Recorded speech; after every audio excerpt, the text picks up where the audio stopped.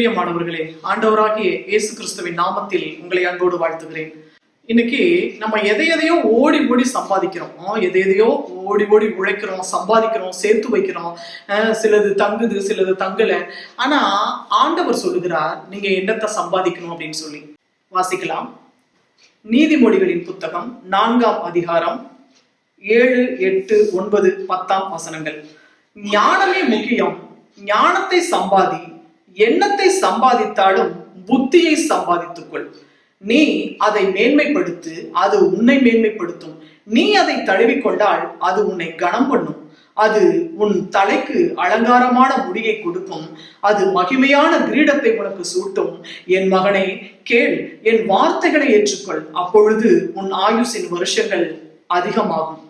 பாருங்க, ஆண்டவர் சொல்றாரு, நம்மளாம் ஓடி ஓடி என்னத்தையோ சம்பாதிக்கிறோம். ஆனா ஆண்டவர் என்ன சம்பாதிக்க சொல்றாரு பாருங்க. ஞானத்தை சம்பாதி, ஞானத்தை சம்பாதி, புத்தியை சம்பாதி. அப்படி ஞானத்தையும் புத்தியையும் நீ சம்பாதிக்கும் பொழுது அது உன்னை உயர்த்தும், அது உன்னை மேன்மைப்படுத்தும். அப்போ புத்தியும் ஞானமும் உனக்கு மகிமையான கிரீடம், உனக்கு நல்ல பெயர் வாங்கி கொடுக்கும். பெயரோடு புகழோடு நீங்க வாழ்வீங்க. ஞானத்தோடு புத்தியோடு நீங்க நடந்து கொண்டா நல்ல பெயரோடு புகழோடு நீங்க வாழ முடியும். அது உனக்கு நல்ல கிரீடத்தை உனக்கு சூட்டும் அப்படின்னு சொல்லி ஆண்டவருடைய வசனம் சொல்லுகிறது. அதான் ஆண்டவர் சொல்றாரு, என் மகனே என் மகளே கேள், என் வார்த்தையை கேள் அப்படின்னு சொல்லி ஆண்டவர் சொல்லுகிறார். என் வார்த்தையை ஏற்றுக்கொள், அப்பொழுது உன் ஆயுசின் வருஷங்கள் அதிகமாகும். நீங்க ஞானத்தோடு அறிவோடு புத்தியோடு நீங்க நடந்து கொள்ளும் பொழுது உன்னுடைய ஆயுசு நாட்கள், உன்னுடைய ஆயுசின் வருஷங்கள் அதிகமாகும் என்று ஆண்டவர் சொல்லுகிறார். அதனால நம்ம எவ்வளவோ சம்பாதிச்சாலும் ஞானத்தையும் ஆண்டவர் சொன்ன புத்தியையும் சம்பாதித்து ஞானத்தோடும் அறிவோடும் புத்தியோடும் ஆண்டவருடைய பிள்ளைகளாக நீங்கள் வாழ வேண்டும் என்று சொல்லி ஆண்டவர் விரும்புகிறார். நாம் ஜெபிப்போம். சர்வோலங்களே, எங்கள் அன்பின் பரலோக பிதாவே, இந்த நல்ல வேலைக்காய் மக்கள் நாங்கள் நன்றி செலுத்துகிறோம் சுவாமி. ஆண்டவரே அப்பா, ஞானமே முக்கியம், ஞானத்தை சம்பாதி, எண்ணத்தை சம்பாதித்தாலும் புத்தியை சம்பாதி என்று சொல்லி இருக்கிறீர் ஆண்டவரே.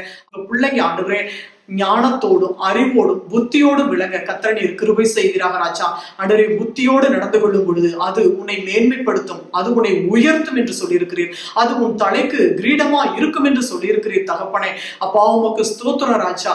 ஆண்டவரே, நாங்க எந்த இடத்துல எப்படி பேச வேண்டும் என்ற ஞானத்தையும், எந்த காரியத்தில் எப்படி ஞானமாய் நடந்து கொள்ள வேண்டும் என்ற புத்தியையும் தகப்பனே உடைய சனங்களுக்கு எங்கள் ஒவ்வொருவருக்கும் நீர் கொடுத்து நீர் ஆசீர்வதிக்க வேண்டும் என்று சொல்லி நாங்கள் செபிக்கிறோம் அப்பா.